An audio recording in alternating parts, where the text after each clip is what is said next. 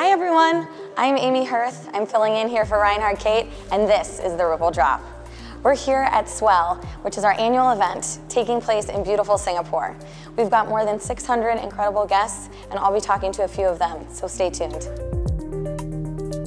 We just wrapped day 2 of Swell by Ripple. Lots of great energy, lots of customers here. What has the feedback from the ground been? It's been super. We're having really good commercial conversations with the customers. So now more of our customers are live, they're in production, they're working on Ripple, sending high volume traffic. So the conversation we're having are much more about how can I connect to more customers, how can I do more of the network, how can I do more innovative things with Ripple.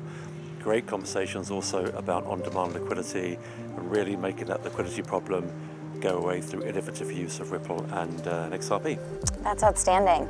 And I've heard a lot of the customers just talking about the benefit of everyone being in one place at one time and kind of the energy of the network that you can feel. Do you have any comments on that front? Yeah, it's awesome. I mean, getting the whole group together, networking together, you can almost stand back and let the customers work together and meet each other and create connections and find new ways to work together.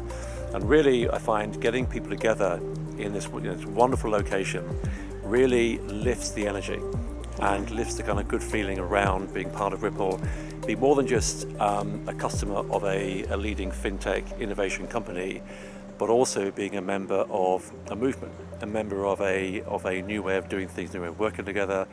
Really positive, and I think also bodes very well for the future. I'm here with Alenka Grealish from Celent, and we're here to talk about the second annual Blockchain and Payments Report. So Alenka, could you tell me a little bit about the findings from this year's report? Sure, I'd be happy to. This report was particularly interesting because we saw respondents stating that they've crossed the chasm. In other words, if you think about adoption as a bell curve, you've got innovators, early adopters, early majority, late majority, and laggards. And the toughest point is moving from early adopters to the early majority phase. And with 35% of respondents stating that they are in implementation, means we've crossed the chasm. And another 27% said that they are actually going to be nearing implementation. So that was pretty exciting compared to last year where we had only 18% stating that they were in or near implementation. Could you tell me a little bit more about the flywheel effect as well? Yeah, so we were thinking, how can we describe the phenomenon we're seeing? And the flywheel analogy came to mind. And with a heavy industry flywheel, it takes a lot of energy to rotate the wheel the first time. And that involves, in the blockchain analogy, proving value, feasibility, value to the customer, to the providers, feasibility, and that it works. And we've seen that first rotation, and now we're seeing this flywheel set in motion, per our title. And that involves ease of implementation, reg clarity, as well as perhaps a boost from digital assets. That's great. And you mentioned a lot of changes from the first time we did this report in 2018. Were there any other key differences that stood out to you? The respondents are more ambitious this year. We sense heightened competition, more pressure from fintechs, and we saw a jump, for instance, in the percent of respondents who said they want to both expand geographically as well as extend their product set.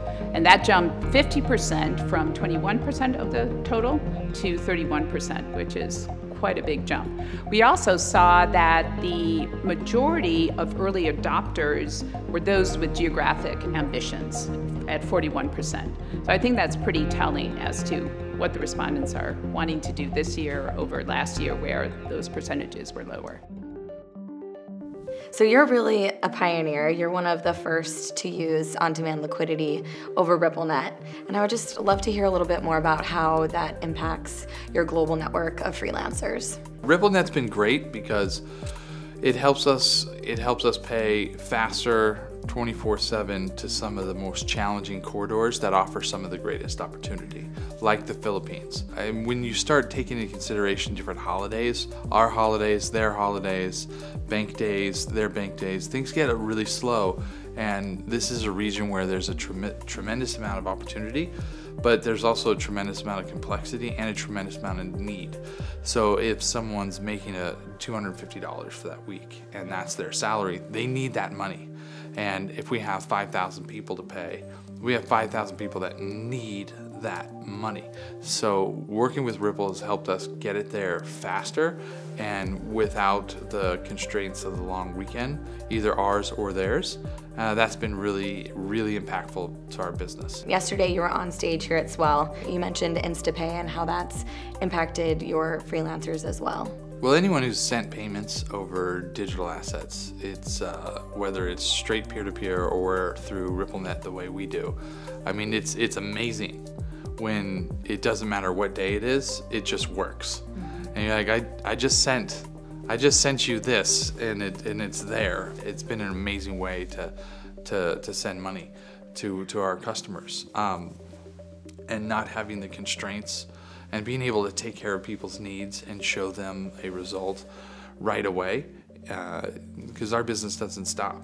We're a 24/7 business, and our clients are all over the world. It's hugely impactful to be able to take care of people and take care of our customers and win that delight at all times. So what excites you most about the future?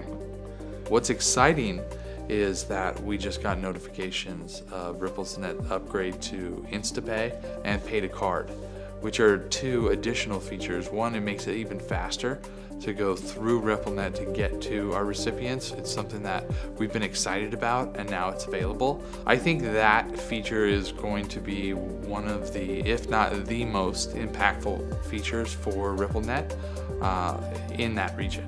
And then Pay to Card is great. So now if someone is out at the grocery store, they can, and they're getting paid through our system, we pay them for their weekly pay, and then immediately they have the money on their card.